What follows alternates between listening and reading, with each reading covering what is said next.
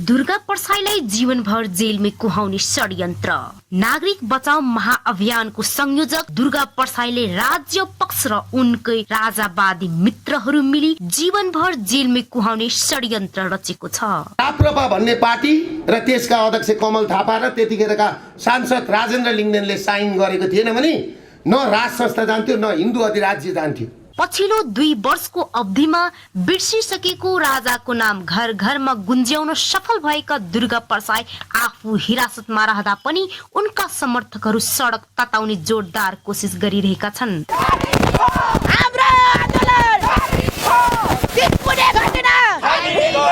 अरूले राजनीति गरेछन् तर हाम्रो भनेको विशुद्ध समाज सेवामा आधारित हाम्रो नागरिक बचाउ अभियान दुर्गा परसाईको त्यो भएको भएर उहाँहरूको हामी जान्दैनौँ होइन।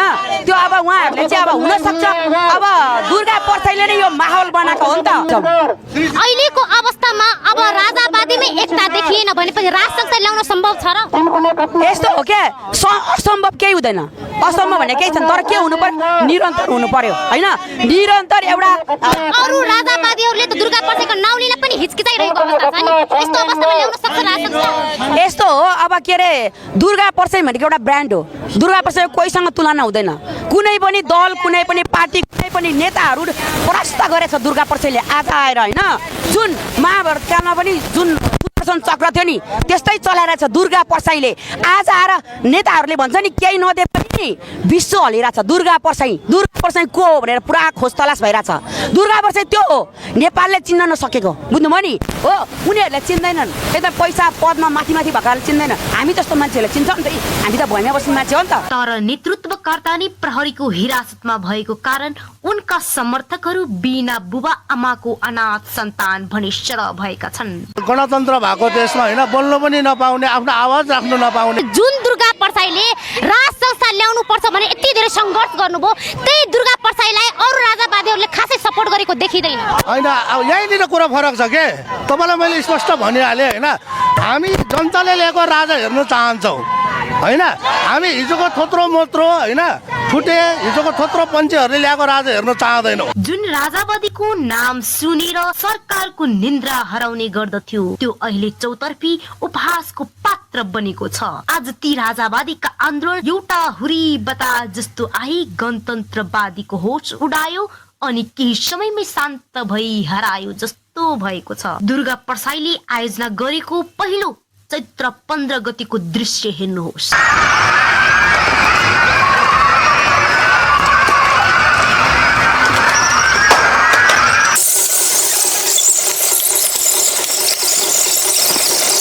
अनि दुर्गा परसाई पक्राउ परिसकेपछिको राजावादी आन्दोलनको दृश्य हेर्नुहोस्। पछिल्लो समयमा दुर्गा परसाई एक्लै मेचीदेखि महाकालीसम्म भ्रमण गरी जनता जगाउन सङ्घर्ष कोसिस मात्रै नभएर आफ्नो परिवार त्यागेर भुइँ मान्छेको आवाज बने। उता श्रीमानले पैसा पठाउनुहुन्छ, यहाँ तिर्दा 10 वर्ष भयो।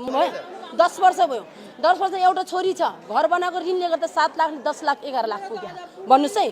तर त्यो बुढाले पठाएको पैसा कहाँ लग्यो खोज्छ, यताडि चेप्छ उताडि चेप्छ अनि जाने कहाँ जुनि। तर म मोड्दिनँ, दुर्गा परसाई उठ्नु भएको छ। जीवनमा ऋण अब खानुहुन्छ तपाईँहरू? तपाईँहरूलाई लघुवित्त चाहियो, अब चाहिएन, केही चाहिएन नि हो। यसबाट मुक्ति गराउने काममा म लागेको हो। 30 लाख भन्दा मुनिको ऋण मिना हुनु पर्यो। तपाईँहरू जस्तो वर्गको ऋण मिना हुनु पर्यो। त्यो ऋण मिना गराउने काममा हामी लागेका छौँ। 90,000 ब्याज बुझाइसके अझै पनि धम्काइरहेको आज 1 हप्ता नि भएन के धम्काएको। तपाईँहरू किन पैसा बुझाउनुहुन्छ? अब घरै मुद्दा हाल्छु भन्छ। सबै मान्छेहरू अहिले पार्टीका कार्यकर्ता भएका छन्।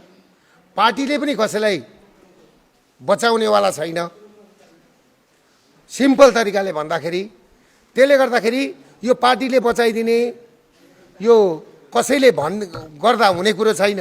विदेशमा अल्पत्र परेका नेपाली चेलीबेटीलाई उद्धार गरे। अभिभावक भनेको दुर्गा परसाई हुनुहुन्छ। जति पनि मैले अहिलेसम्म पहल गरेको छु दुर्गा दाईको पहलमा चाहिँ मैले नेपाल झिकाएको छु होइन। र यहाँ नारायण देवनुहार दुर्गा दाईले अहिलेसम्म लगभग जेलमा परेकोलाई 80 जना भन्दा धेरैलाई लिएर आउनुभएको छ। यो कहिले सुन गर्ने शारजाको डान्स बारेमा लाने संसारतिर लगेर चेलीहरू बेच्छन् हो कि होइन चेली हो कि होइन यो चेलीले भनिरहेको छ डकेट गरेको होइन यिनीहरूले अनि हाम्रा चेली बेटीहरू यसरी बेचिनु पर्ने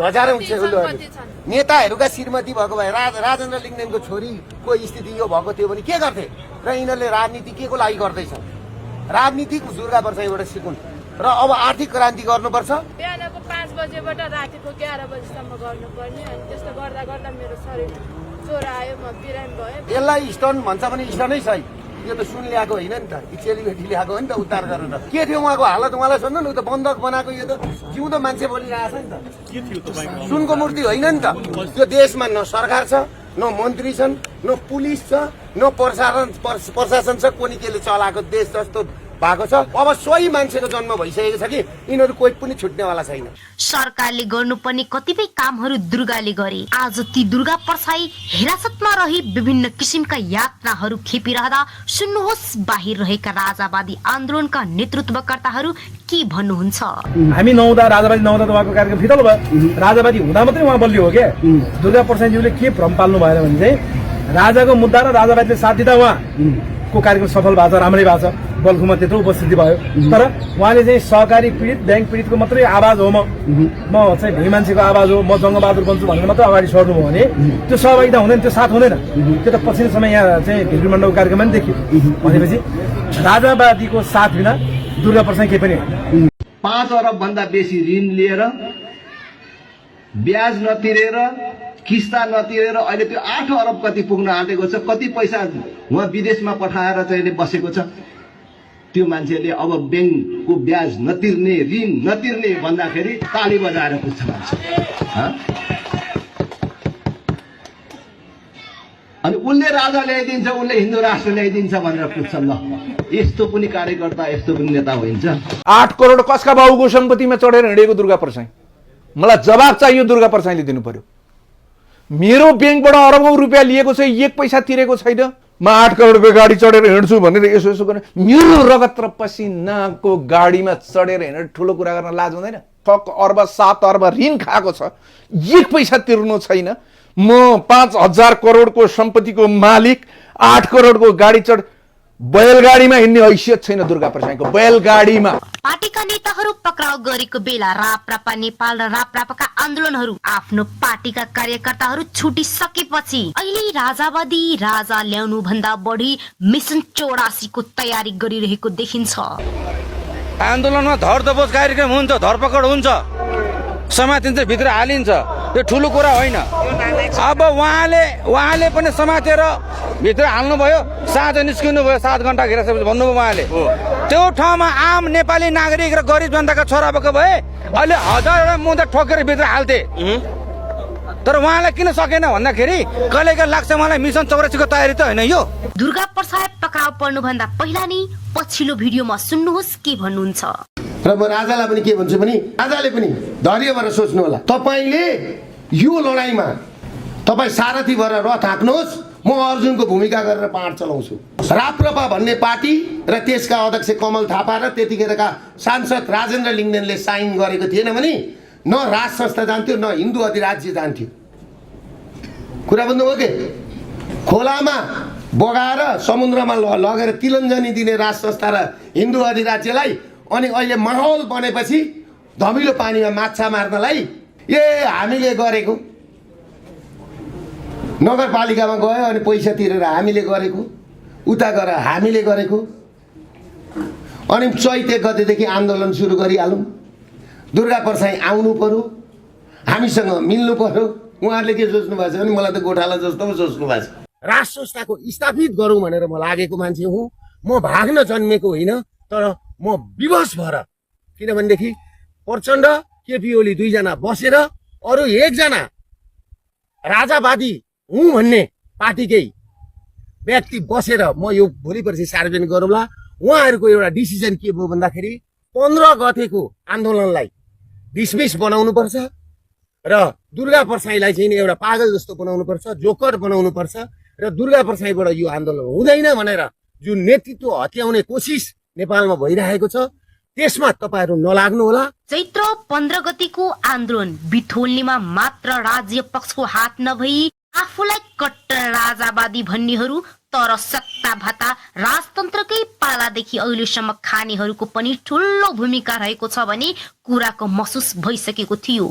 तर समयमा विभीषण जस्तो भाइ पाएको थाहा नभएकै कारणले आज दुर्गा प्रसाई हिरासतभित्र शारीरिक अस्वस्थता र मानसिक यातनाको शिकार बनेका छन्।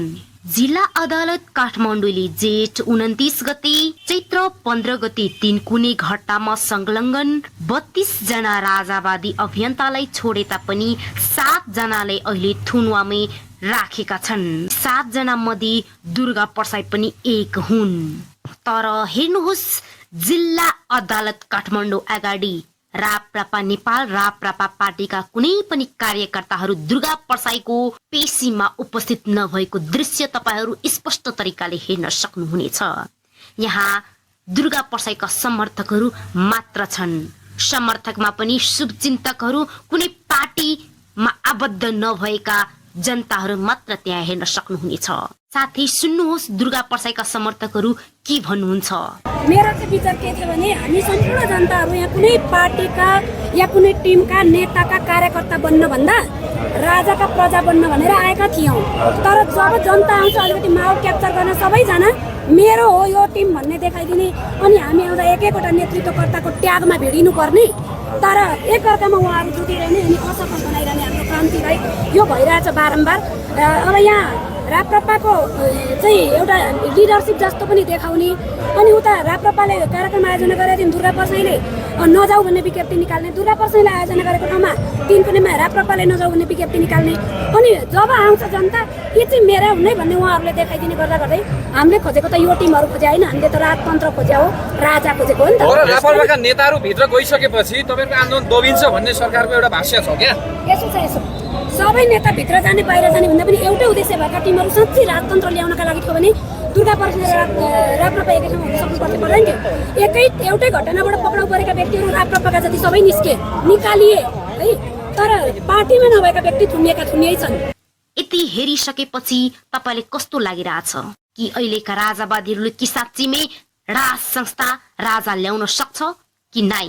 साथै तपाईहरू राजावादी नेतालाई देख्न साथ मनमा कस्तो अवधारणा आउँछ कमेन्ट बक्समा लेख्न नबिर्सिनुहोला।